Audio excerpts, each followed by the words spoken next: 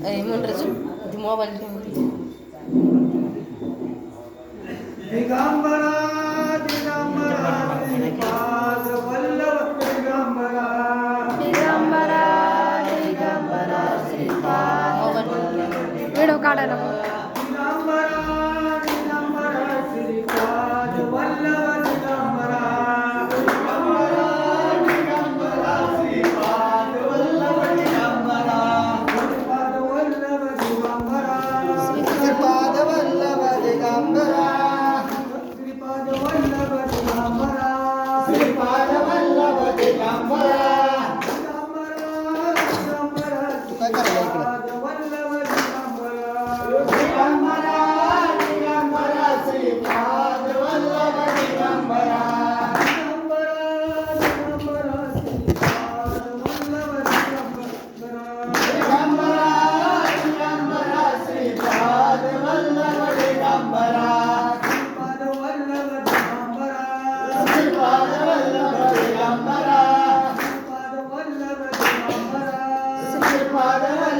दिगंबरा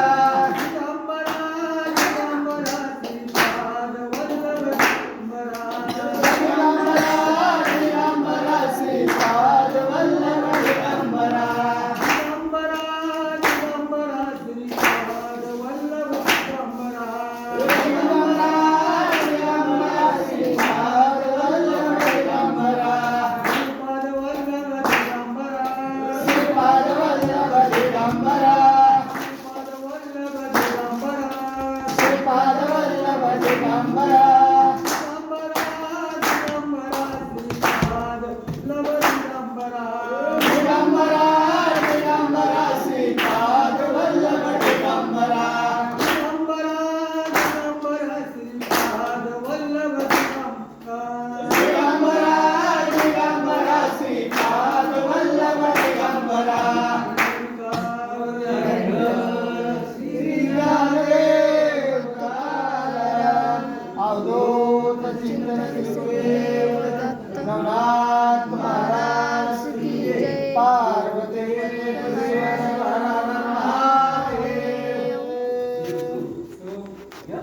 इकडे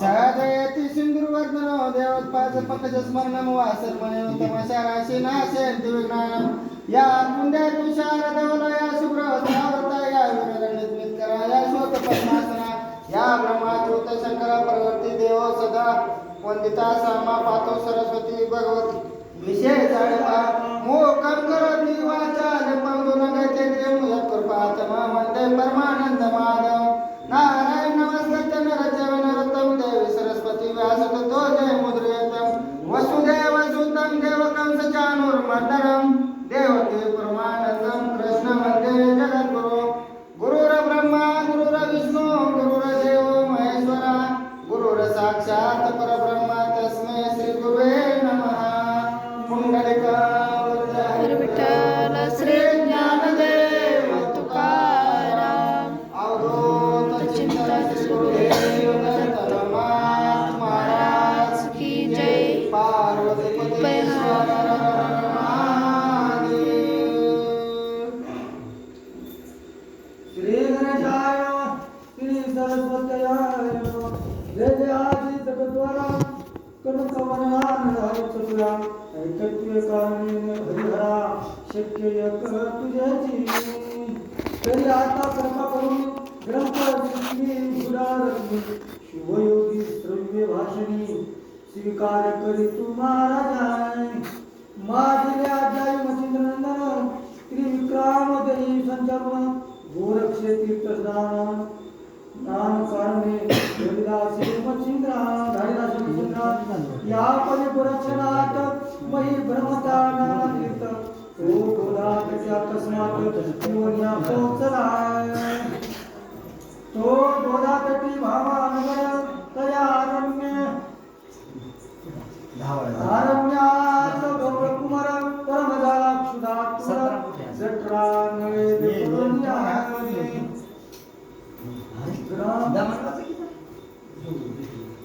संग्राम पाहता तो अरण्यात उदक एक योजन नवे तया स्थानी सुधाक्रांत आनंद दैसा पेटला मार्गे चालता दिशा लक्षित तो शेत देशील अकस्मात रश्य कर्म कंटाळवंत पाहुणी सुमार दरियला अगोदर गणेशाला वंदन केलं, भगवंताकडे विनंती केली, मला ग्रंथ लिहिण्याची इच्छा आहे, माझा ग्रंथ सुंदर सुराळा चांगल्या शब्दामध्ये रसभरीत चांगला सविष्ट असावा, असे माझ्याकडून चांगले कार्य करून घ्यावे. भगवंताला विनंती केली. मागील अध्यायामध्ये मच्छिंद्रानं आपला ध्येय ठेवला, विक्रमाच्या ध्येयामध्ये संचार केला, तिथं काही कालावधी राहिल्यानंतर पुन्हा गोरक्षनाथाला मच्छिंद्रनाथाने तीर्थासाठी पाठवलं. गोरक्ष तीर्थाला गेले आणि इकडे जी अघटित घटना घडली त्याच्यासाठी गोरक्षनाथाला तिथे गेले असं 12 वर्ष लुटले आणि आठवण झाली, पण गोरक्ष परत निघत असताना कोणत्या दिशेला गेला? तव तो क्रशी वाळमानी करामी वय 10 वर्ष देह धर्मी मध्यान्मी घडलं का? हा गोरक्षाला महादेव परत तीर्थाटन करून परत यायचंय. रस्त्यावर एक माणिक नावाचा शेतकरी आणि भगवानच्या टायमाला भोजन करण्यासाठी बसला. इतक्यामध्ये गोरक्षनाथाला आणि त्याची दोघांची भेट झाली. पात्र घेतले पुढे वाळ करावा अकस्मात गौरनंदन आदेश शब्द सुंदरशी ओळी, सुंदरसा भाग लागलेला आहे. हा शेतकरी उन्हाळ्यात आऊत थांबतोय, शेतीमध्ये आऊत थांबून दुपार झाडाखाली बसतो, भोजन करायचंय, हात पाय धुतलेत आणि घास तोंडात घालायचे. इतक्यामध्ये गोरक्षनाथानं अलक्षण रंजन असा आवाज गाजवला. कुणापाशी? एका शेतकऱ्यापाशी जंगलामध्ये. हा तव तो मानिक अकराची शक्ती ऐकोनी आदेचा शब्द प्रती योगीला कवळ ठेवून हाती प्रेमी नमित तयार आदेश असा आवाज दिला की मच्छिंद्र गोरक्षनाथानं. माणिक नावाचा शेतकरी भोजन करण्यासाठी हात घास घेतला, हातामध्ये मुखात घालणार. इतक्यामध्ये आदेश ऐकला, खाली ठेवला आणि नमस्कार केला. कुणीतरी योगी आला, योग्याला आपण सन्मानानं त्याला जागा दिली पाहिजे, आपण त्याचा सन्मान केला पाहिजे. हा शेतकऱ्याच्या मनामध्ये आला भाव आहे. मने महाराज तुम्ही कोण किमत घेतले आडरान येरू मन मी शुद्धानवी पेटरो. माणिक नावाच्या शेतकऱ्यानं प्रश्न केला, महाराज तुम्ही योग्य दिसताय, चांगलं सुंदर आहे, तुम्ही आडरान कसं काय घेतलं? का आडराने फिरायला लागला? काय कारण आहे? ते म्हणजे मला भूक लागली बाबा, तुम्ही दिसला म्हणून मी तुमच्याकडे आगमन आहे माझं. हा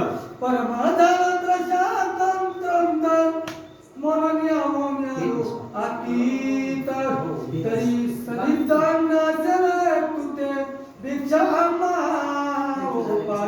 गोरक्षनाथ म्हणतात, महाराज मला लागली भूक, मला भूक लागली, अति कृष्णादंत झालो, मला भुकीनं कृष्ण आलो, मला अन्नाशिवाय चालणं कठीण झालं, म्हणून मी तुमच्याकडे ओळखलो. तुमच्यापाशी जे अन्न असेल ते मला आता दान द्या, मी भीक मागतो. कथा तयाची वाणी मने महाराजा योगेंद्र मुनी निदान आहे मनोधर्मी पात्र वाढले भक्षावे. हा माणिक नावाचा शेतकरी म्हणतो, महाराज योग आहे, चांगलं झालं, माझ्यापाशी आला, मागायला हे वाढलेलं पात्र तुम्ही खा, काय अडचण नाही, मला भूक नाही, मी थांबतो, तुम्हाला जेवण देतो. असं माणिक नावाच्या शेतकऱ्याने त्या गोरक्षनाथाला भोजन वाढलं.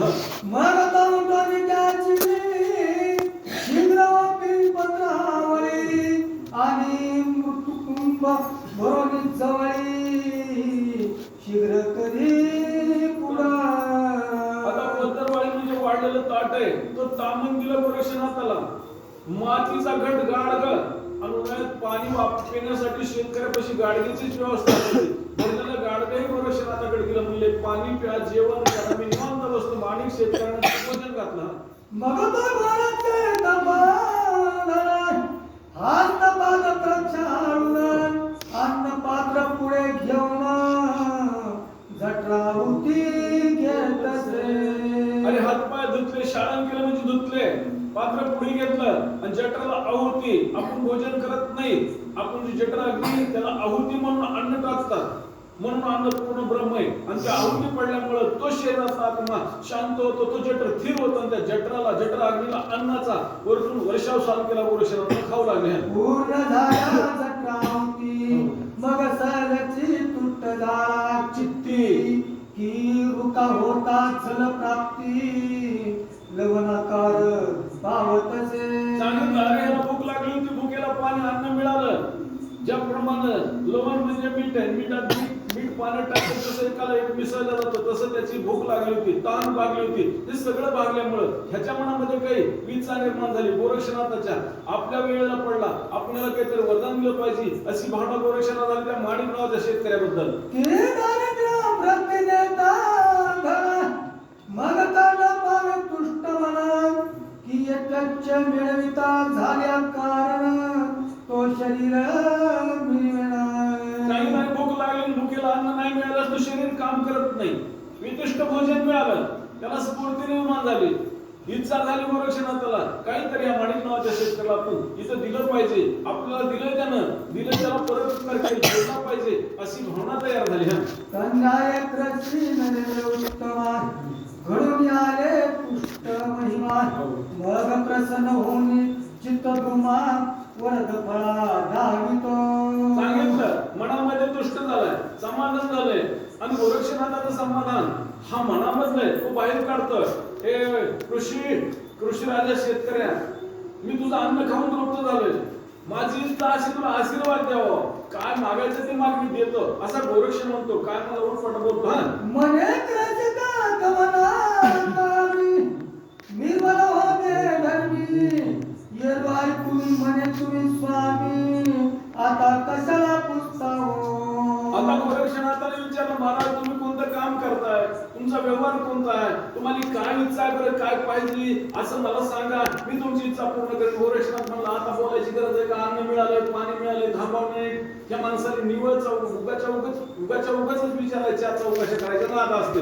म्हणजे गोरक्षनाथाला विरोध केला ती माणिक नावाच्या शेतकऱ्याने. तरी महाराजा टाटी करावी प्रथम कार्यासाठी काय झाले व्यर्थ चावटी अन्यायाचे कशाला छिनवावे. माणिक नावाचा शेतकरी बोलतो, महाराज आपलं कार्य सिद्धीला जावं, तुला आटाआटी करा, प्रयत्न करा, खटापट करा, शरण जा, मागा, देतो म्हणा, घेतो म्हणा, तुमचं काम संपलंय ना, माझ्यापाशी जेवढं तुम्ही तुम्हाला दिलंय, तुम्ही खाल्लंय, आता चौकशा करू नका. हा माणिक नावाच्या शेतकऱ्याचं प्रत्युत्तर.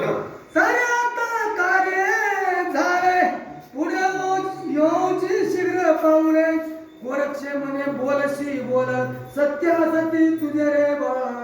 सांगितलं माणिक नावाच्या शेतकऱ्याचं तुझं काम झालं, आता उठपर चालता हो, उगाई तुम्हाला त्रास देऊ नको, डोक्याला ताण देऊ नको. तू म्हणतोस ती खरे गेले मला गोरक्षनाथ, तुला दिलंस मला आणि तुला घेण्याची इच्छा नाही, पण मला तुझ्यापासून दिल्याशिवाय जायचं नाही. हा गोरक्षनाथाचा मत आहे. तरी तुला माते दिले अन्न तेने मम चित्त झाले प्रसन्न तरी तव देही किंचित पण सत्याचल वन माते.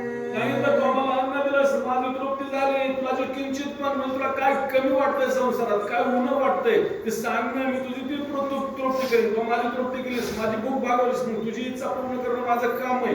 हा गोरक्षनाथ त्या माणिक नावाच्या शेतकऱ्याला बोलतोय. जे जे कामना असेल तुझे ती पूर्ण पावशील फळासहित येरी ऐकून करशी त्याते आयुष्य उत्तर ते तसे. अरे जी तुझी इच्छा असेल